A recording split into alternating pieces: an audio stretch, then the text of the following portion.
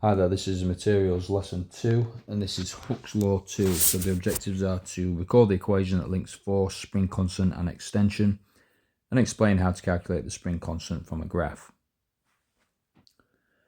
So Hooke's Law, the force F needed to stretch a spring is directly proportional to the extension E of a spring from its natural length. So we can say that force is directly proportional to extension. Adding a constant in there, the equation that you're going to use is F equals KE. So force is spring constant times extension. So K is the spring constant. Spring constant is the force required to produce an extension of 1 meter. The unit is newtons per meter. So force is measured in newtons. Spring constant K is measured in newtons per meter. And extension is measured in meters. So you should remember this graph from the previous lesson. So force against extension.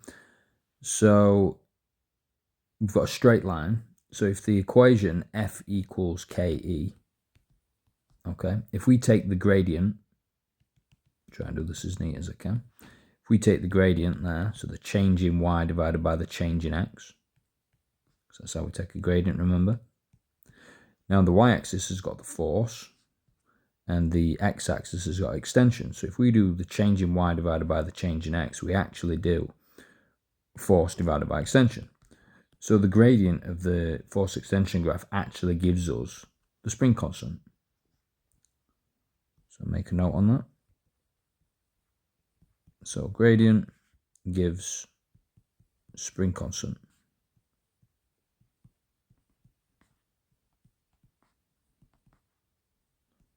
Now in an examination, the units could be different, so that could be millimeters, could be millinewtons, kilonewtons, whatever it is. So be wary of the unit.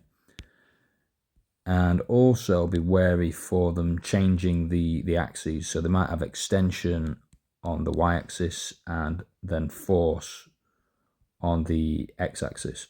So what you do then is just, obviously you want to do force divided by extension, so just make sure that you get the numbers in the right place. So you might, instead of doing change in y over change in x, you'll have to do the change in x over the change in y, whatever it is. You should be able to spot it, it should be pretty straightforward. Just make sure you do force over extension. Okay, let's move on. So what we can do next is these 3 questions. So if you want to pause and have a go, you're going to use the equation F equals KE, and then I'll take you through the answers. So the first one, a spring of spring constant 200 newtons per meter has an extension of 25 centimeters. Calculate the force that has been applied. So we've got F equals KE. So K is 200 multiplied by the extension. Now you've got to be careful, that's 25 centimeters, which is 0.25 meters.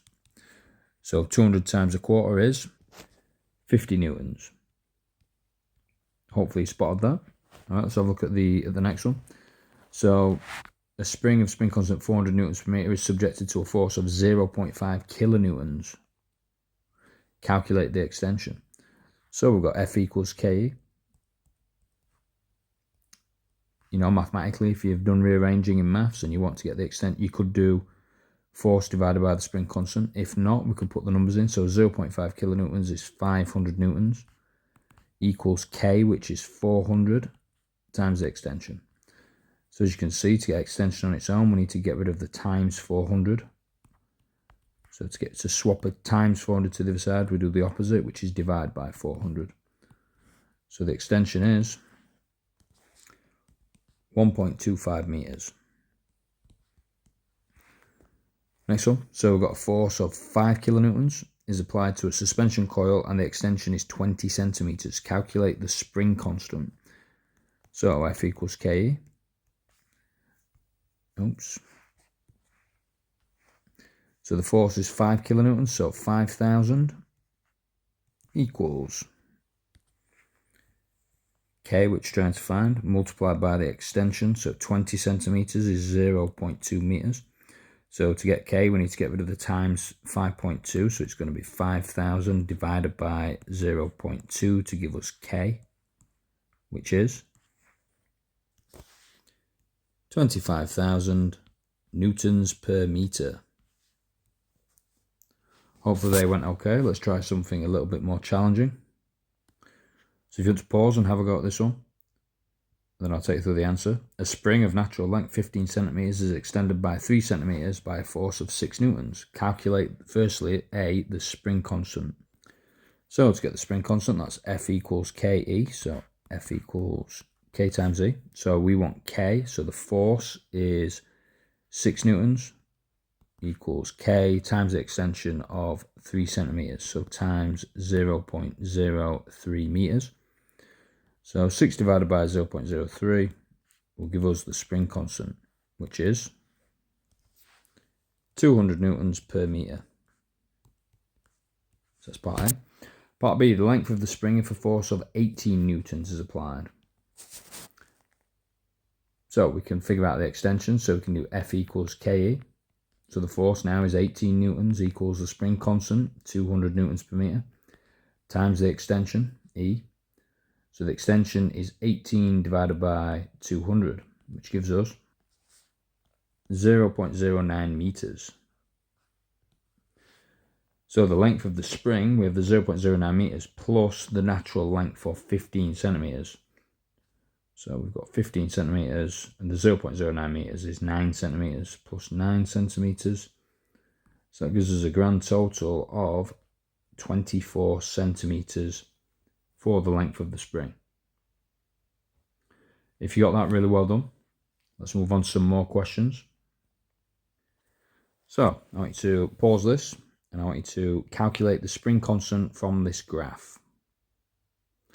Okay, so remember it's just, spring constant is force, well, F equals KE, so the spring constant is force divided by the extension.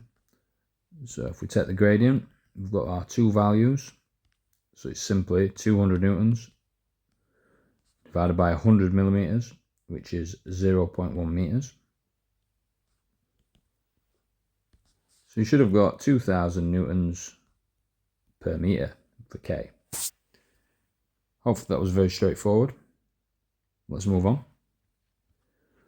Okay, I want to finish with these quick fire knowledge questions.